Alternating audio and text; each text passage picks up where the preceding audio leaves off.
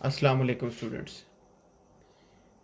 आज हम linear algebra में वेक्टर स्पेस के न्यू टॉपिक को डिस्कस करेंगे, जिसमें sum of subsets of a vector space के सबसेट्स के सम से क्या मुराद है, और डायरेक्ट सम, जो इम्पोर्टेंट डेफिनेशन ये है कि डायरेक्ट सम क्या होता है टू सबस्पेसिस की। तो पहले फॉर्मल डेफिनेशन, जैसे पहले हमारा तरीकाकार रहा है, फिर उसके बाद एक्सप्लेनेशन होगी एग्जांपल्स के साथ। Student, sum of subsets of vector space क्या होता है?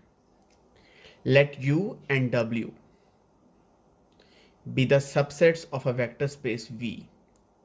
u और w जो है ये सबसेट्स हैं वेक्टर स्पेस v के। देखिए, ये सबसेट्स लिखा हुआ, सबस्पेस नहीं लिखा हुआ, just only subsets. The sum of u and w consist of all the sums u plus w, where small u comes from the capital U and small w comes from the capital W। यानी कि to subsets के sum से क्या मुराद है? सम से मुराद ये है कि u और w के तमाम एलिमेंट जो होंगे, न्यू कलेक्शन मिलेगी जिसमें u और w के तमाम एलिमेंट्स होंगे, जिसमें जैसे कि v u और w के सम में लिखा जा रहा है, जिसमें u जो होगा वो कैपिटल U से आएगा और w जो होगा वो आपके पास कहाँ से आएगा? कैपिटल W से होगा। ये वर्ड बहुत ज़्यादा इंपॉर्टेंट है, ऑल द सम्स, किसमें u और w का ऑल द सम मौजूद होगा। खैर, आगे चलेंगे, इसकी एक्सप्लेनेशन भी आगे जाके आपको क्लियर हो जाएगी। नेक्स्ट हमारी जो डेफिनेशन है वो है डायरेक्ट सम। अब जो हम u और w लेंगे वो सबसेट नहीं, सबसेट तो हैं लेकिन बट एक नेक्स्ट प्रॉपर्टीज भी सेटिस्फाई करेंगे वेक्टर स्पेस की। These are subspaces. The vector space v is to be the direct sum of its subspaces u and w। यानी कि एक वेक्टर स्पेस u और टू सबस्पेसिस की कब डायरेक्ट सम होगी? लिखा तो ऐसे ही जाएगा कि v इज अ डायरेक्ट सम, ये कैपिटल है, v is a direct sum of u and w if every v belongs to capital V can be written in one and only one way as v is equal to u plus w। यानी कि अगर capital V के हर एक element को uniquely लिखा जा सकता है u प्लस डब्ल्यू की फॉर्म में, जिसमें u जो है वो कैपिटल U से आ रहा है और w जो है वो कैपिटल W से आ रहा है, तो हम तब कहेंगे कि v और v जो है वो u और w की डायरेक्ट सम है। ये ऐसे क्लियर होगा जब आप फर्दर एग्जांपल्स देखेंगे। जैसे कि स्टूडेंट एग्जांपल है कि वेक्टर स्पेस आपके पास R3 है, v is equal to R3, और u आपके पास एक्स वाई प्लेन है। एक्स यू कैसा आपके पास सबस्पेस कैसी होगी? एक्स वाई प्लेन आपको पता है कि z आपके पास क्या होता है? ज़ीरो होता है। u में एलिमेंट कैसे हैं? एलिमेंट तो R3 से आ रहे हैं मगर वो एलिमेंट एक्स वाई प्लेन में है। इसका मतलब है कि z यहाँ पर क्या होगा? एक्स वाई प्लेन पे z ज़ीरो होता है। आपका यहाँ पे एलिमेंट एग्जिस्ट करेगा, पहला एलिमेंट एग्जिस्ट करेगा यानी कि x होगा, दूसरा कोई भी आर्बिट्रेरी y होगा, और तीसरा आपके पास क्या होगा? तीसरा आपके पास ज़ीरो होगा। और जहाँ पर आपके पास x y जो है वो कहाँ किसके मेंबर्स हैं? कैपिटल R के मेंबर हैं। और W आपके पास YZ प्लेन है, YZ प्लेन में क्या होगा? YZ प्लेन में आपके पास x ज़ीरो होगा, और W को मैं लिख रहा हूँ, W आपके पास है YZ प्लेन में x ज़ीरो होगा, तो यहाँ पे मैं ज़ीरो लिख रहा हूँ, और यहाँ पे आपके पास कुछ एलिमेंट लिख रहा हूँ, y लिख रहा हूँ, और यहाँ पे z लिख रहा हूँ। ये आर्बिट्रेरी हैं, ये कुछ भी हो सकते हैं, मगर u में थर्ड एलिमेंट जो है वो हमेशा ज़ीरो रहेगा और w में फर्स्ट एलिमेंट हमेशा ज़ीरो होगा। यहाँ पे जो y और z हैं ये किसके मेंबर हैं? ये कैपिटल R के मेंबर हैं। खैर, v आपके पास R3 है, u आपके पास एक्स वाई प्लेन है, w आपके पास YZ प्लेन है। अब हमने चेक ये करना है कि v is equal to R3, क्या v जो है वो u और w का डायरेक्ट सम है या नहीं है? देखिए, v u और w का डायरेक्ट सम उस वक्त होगी जब v कैपिटल V के हर एक एलिमेंट को लिखा जा सके u और w के एलिमेंट्स, u और w के एलिमेंट के सम से यूनिकली। अब अगर तो ये डायरेक्ट सम नहीं है, फिर तो आप एक पर्टिकुलर एग्जांपल देंगे और बताएंगे कि हाँ नहीं, ऐसा नहीं लिखा जा सकता। मैं ऐसा करता हूँ कि वी से एक एलिमेंट ले लेता हूँ। मैं यहाँ से एक एलिमेंट लेट, कोई भी एलिमेंट आप ले लें, 3, 5, 8। ये जो एलिमेंट है ये आपका ये इसको स्मॉल वी कह लें, और ये एलिमेंट किसका मेंबर है? ये एलिमेंट मेंबर है कैपिटल वी का, और कैपिटल वी किसके इक्वल है? R3 के इक्वल है। अगर तो स्टूडेंट 358 को यू और डब्ल्यू के एलिमेंट से यूनिकली लिखा जा सकता है, फिर तो R3 यू और डब्ल्यू का डायरेक्ट सम होगी, अदरवाइज R3 जो होगा वो यू और डब्ल्यू का डायरेक्ट सम नहीं होगी। आप देखते हैं यहाँ पर ये लिख रहा हूँ मैं स्मॉल वी 358। आप 358 में आप ये देखें कि u से जो एलिमेंट्स आएंगे, कैपिटल U से जो स्मॉल u आएंगे, उनका थर्ड एलिमेंट जीरो होगा, क्योंकि ये XY प्लेन है, XY प्लेन में z0 होता है। चले मैं यहाँ पर लिख देता हूँ, देखिए 3 तो लाजमी लिखना पड़ेगा आपको x, क्योंकि ये 0 है, तो यहाँ पे 3 होगा।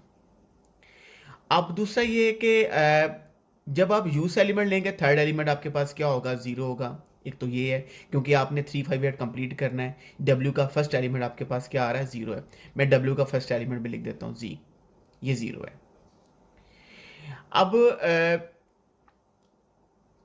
अब यहाँ पर एलिमेंट जो है कोई भी आर्बिट्रेरी एलिमेंट हो सकता है। मैं यहाँ पे लिख रहा हूँ, यहाँ पे लिख रहा हूँ 2,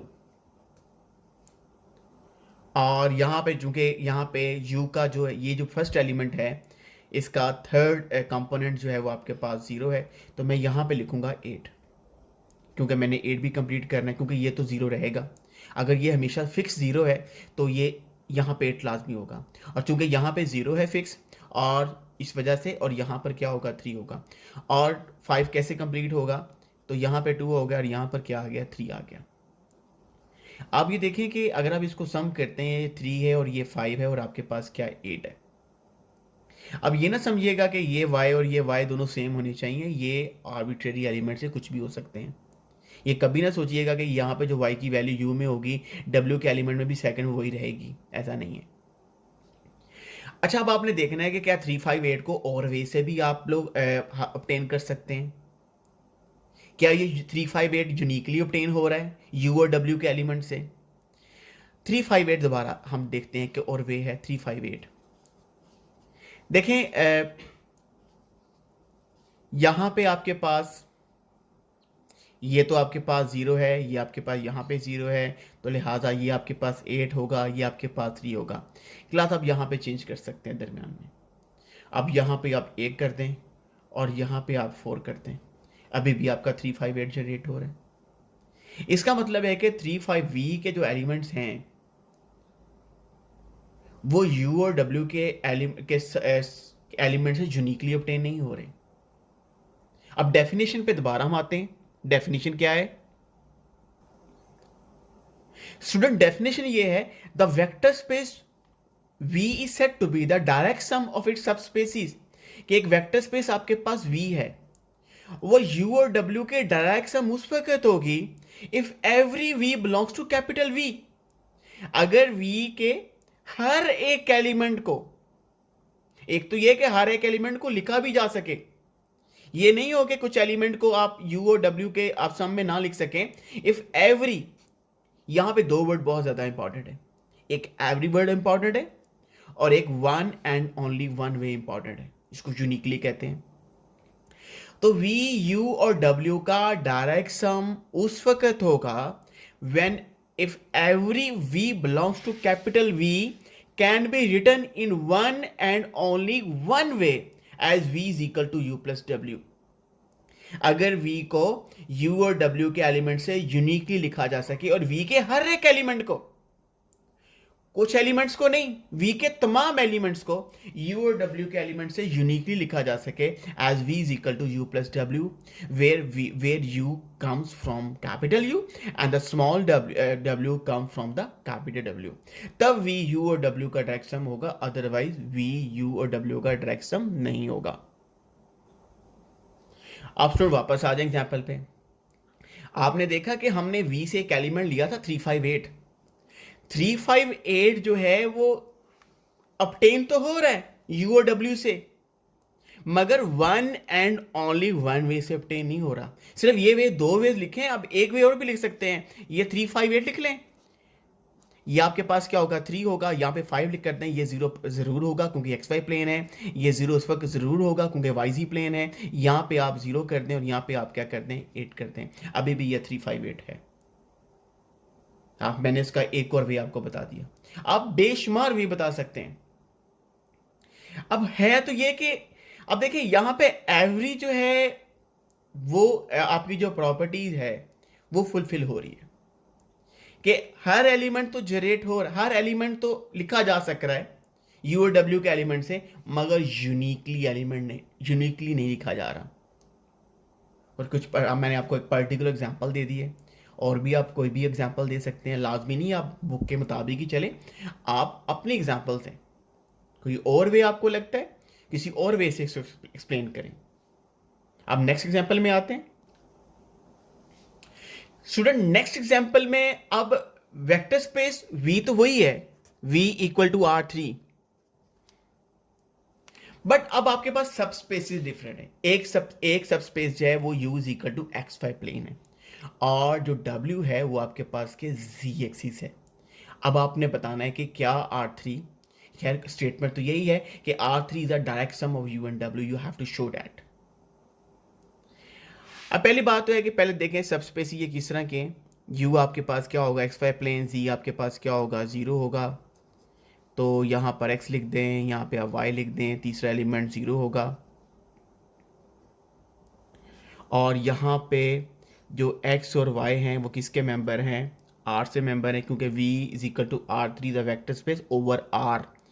जो U जो है वो तो R3 का सबसेट है, सब स्पेस है, और इसके जो एलिमेंट्स हैं एक्स वाई वो आर से आते हैं, फील्ड से आते हैं। यहाँ पे जो एक्स वाई है वो किसका मेंबर है, आर का मेंबर है।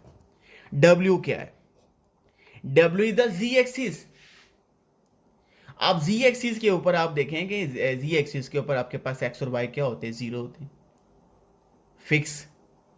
तो डब्ल्यू आपके पास जी एक्सिस होगा तो ये भी फर्स्ट भी 0 होगा, एक्स कंपोनेंट भी 0 होगा, वाई कंपोनेंट भी 0 होगा। हाँ, जी कंपोनेंट कुछ भी हो सकता है, एनी आर्बिट्रेरी। तो ये आपके पास देखिए, जब आपने यहां पे 0 लिख दिया ना,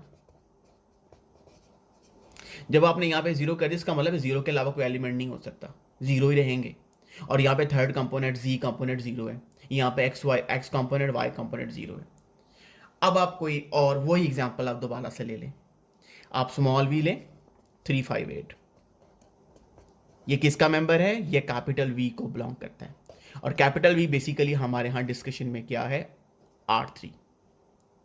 अब देखें क्या 358 को कितने तरीके से U और W के एलिमेंट से कितने तरीके से आप लिख सकते हैं। आप देखें 358, ये एलिमेंट तो आपके पास हो गया V का, मैं यहां पे V लिख रहा हूं, स्मॉल v, और ये एलिमेंट जो आप, क्योंकि ये दो एलिमेंट 0 हैं W के, तो आपको लाजमी है 358 करने के लिए X और Y की जगह पे 35 करना पड़ेगा, और बिल्कुल होगा क्योंकि R में 35 मौजूद है, तो ये आपके पास क्या होगा, 35 होगा। थर्ड कंपोनेंट 0 ही रहेगा क्योंकि ये XY प्लेन है। ये आपके पास कौन सा एलिमेंट हो गया, ये एलिमेंट आपके पास हो गया, ये U से आ रहा है तो मैं इसको लिखूंगा स्मॉल u, और जो W के एलिमेंट ये फर्स्ट कंपोनेंट भी 0 होगा, सेकंड भी 0 होगा, और थर्ड को Z जो है वो R का मेंबर है, तो R में 8 मौजूद है, तो मैं यहाँ से 8 लूँगा क्योंकि 8 प्लस 0 ही अब 8 बनेगा। और आप नोट करें ये स्मॉल w है, यहाँ पे V कहाँ से आ रहा है, कैपिटल V से, U कहाँ से आ रहा है, कैपिटल U से, और यहाँ से W कहाँ से आ रहा है, कैपिटल W से। आप मुझे बताएं क्या आपको 358 आप और तरीके से लिख सकते हैं, क्या U और W के एलिमेंट से 358 और हो सकता है, मुमकिन ही नहीं है, क्योंकि 35 यहाँ पे आपको लिखना पड़ेगा, क्योंकि W से जो एलिमेंट, जो भी W स्मॉल w एलिमेंट आएगा कैपिटल W से, उसका X कंपोनेंट Y कंपोनेंट 0 होगा, और कैपिटल U से जो एलिमेंट आएगा उसका Z कंपोनेंट 0 होगा। कोई भी एलिमेंट ले लें, आप उसको U और W के सम में, U और W के एलिमेंट के सम से ऑब्टेन कर सकेंगे। और आप नोट करें, अब आप v को यूनिकली ऑब्टेन कर रहे हैं। Every v can be written as u plus w, and every v can be written uniquely, or we can say it can be written one and only in one way, in u plus w, where u is coming from capital U and w is coming from capital W. तो class ये discussion थी सम की और direct sum की। Next lecture के अंदर मैं आपको बताऊंगा कि थ्योरम हम उसमें स्टडी करेंगे, जिस थ्योरम की मदद से हम कुछ एक्स्ट्रा प्रॉपर्टीज़ हैं यहाँ से इन्हीं प्रॉपर्टी से थ्योरम जनरेट होगा कि डायरेक्ट सम के लिए आप थ्योरम यूज़ कर सकते हैं, और वो थ्योरम आपके नेक्स्ट लेक्चर में इंशाल्लाह मैं आपको पढ़ाऊँगा। बहुत शुक्रिया आपका। तब तक आप इस लेक्चर को रिवाइज कीजिएगा। अल्लाह हाफिज़।